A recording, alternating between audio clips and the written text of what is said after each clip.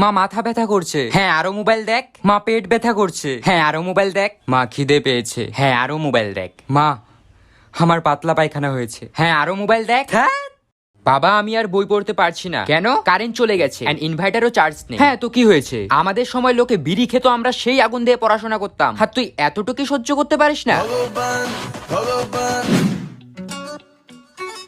মা খুব ঝাল লেগেছে, চল দাও। এতটুক ঝালই সহ্য করতে পারিস না? আমাদের সময় তো আমরা 1 কেজি লঙ্কা দিয়ে ভাত খেতাম। হ্যাঁ ভাই রাখছি, আমার ফোনে জাস্ট 10% চার্জ। 10% চার্জেই এত প্যানিক? আমাদের সময় তো একটা টর্চ লাইটের ব্যাটারি 2 বছর চলত। মামা ফুচকা তো ভালো হয়েছে, কিন্তু ওয়াশরুম থেকে এসে কি ভালো করে হাত ধোন? দেহে না পা, আমাগো কাজ থাকে সারাদিন জাল আর লাল মরিচ লইয়া। তো বাথরুম থেকে আসার পরে হাত ধুই কিনা জানি না, তবে বাথরুমে যাওয়ার সময় অবশ্যই হাতটা ধুইয়া যায় সাবান দিয়া। কিরে তোর স্কুল স্যার আমাকে রাস্তায় দেখে অজ্ঞান হয়ে গেল কেন? হইছে কি, তোর মরার কথা কইয়া 1 সপ্তাহ ছুটি আনছিলাম। মা আজকে আমি স্কুল যাব না। আচ্ছা তাহলে আমিও যাব না স্কুলে মা। ও মা আমার একটা ফোন লাগবে, আমারও একটা ফোন লাগবে মা। আচ্ছা দিদি যখন যা করবে তোকেও কি তাই করতে হবে সব সময়? হ্যাঁ দিদি যা করবে আমিও সবসময় তাই করব। আচ্ছা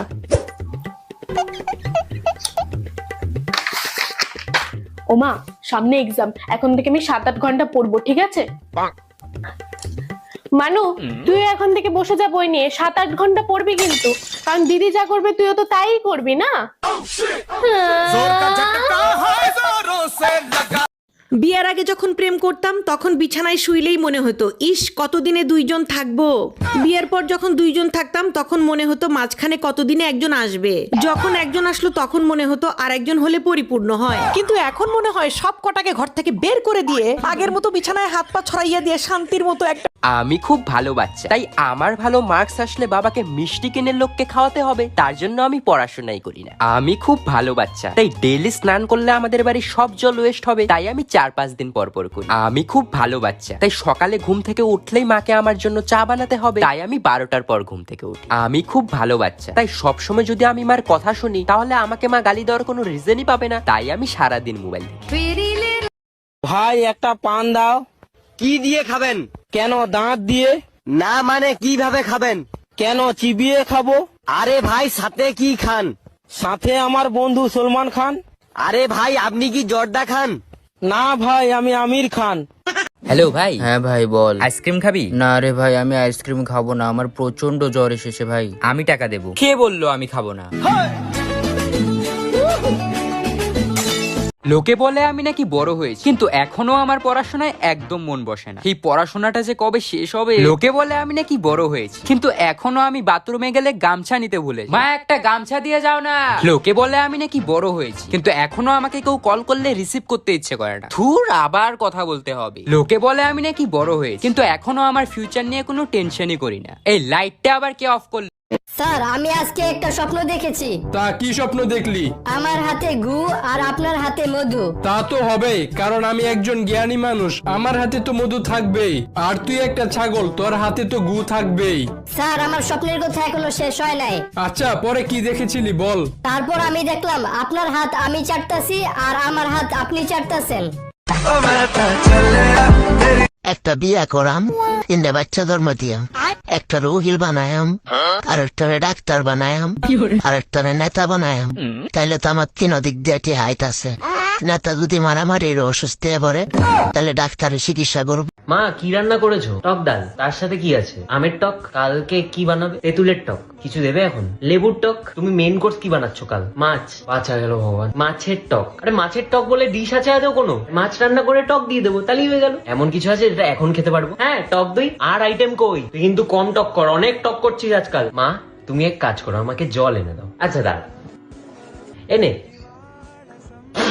এটা এরম খেতে কেন টক জল? ম্যাম এই যে আপনার হাক্কা নুডলস। Thank you. কত নিল তোর এই হাক্কা নুডলস? মাত্র 350 টাকা মা।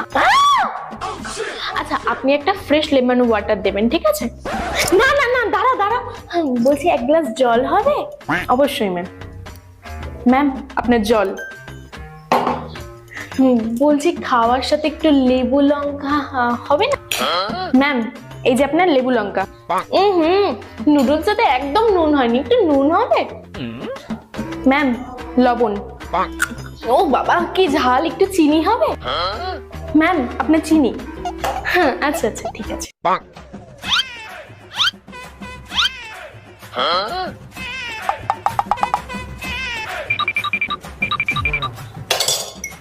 এই নে তোর ফ্রেশ লেমন ওয়াটার, ফ্রি। ওমা বলছি কোচিনে রাহুলের জন্মদিন, তুমি 100 টাকা দাও না, সবাই দিচ্ছে। না কোনো টাকা পয়সা আমার কাছে নেই। দাও না, একবার তো বললাম নেই। তোকে তোর কত খরচা জানিস? হ্যাঁ, তোর পড়াশোনার খরচা, তোর টিউশনের খরচা, তোর স্কুলের খরচা, তোর বাবার খরচা, বাজারের খরচা, সংসারের খরচা, 1 টাকা আমি কোথা থেকে পাবো? তোর বাবা কত মাইনে দেয় আমাকে?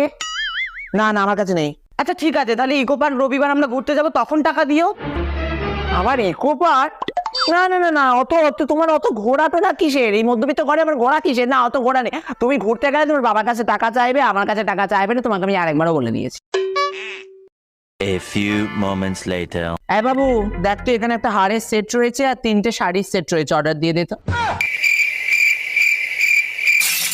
এই দিশা বলছি আমি অঙ্কে তো 8 পেয়েছি, মাকে রেজাল্টে কি করে দেখাই বলতো? আরে বাবা তুইও তো চাপ নিচ্ছিস কেন, 8-এর পরে 0 বসিয়ে দে, তাহলেই তো 80 হয়ে যায়। হ্যাঁ থ্যাংক ইউ ভাই, থ্যাংক ইউ। ওমা এই যে আমার অঙ্কের রেজাল্ট। বাবা রে বাবা, মোনা এত ভালো রেজাল্ট করেছিস তুই? ওরে বাবা, দাঁড়া দাঁড়া, তোর জন্য একটা গিফট আছে, গিফট নিয়ে আসি। এত ভালো রেজাল্ট, গিফট তো দিতেই হবে, দাঁড়া। তোমার ঝাঁটা কেন? বাবা 50-এর পরীক্ষায় 80 পেয়েছি, ঝাঁটার থেকে ভালো গিফট আর কি হয় মোনা?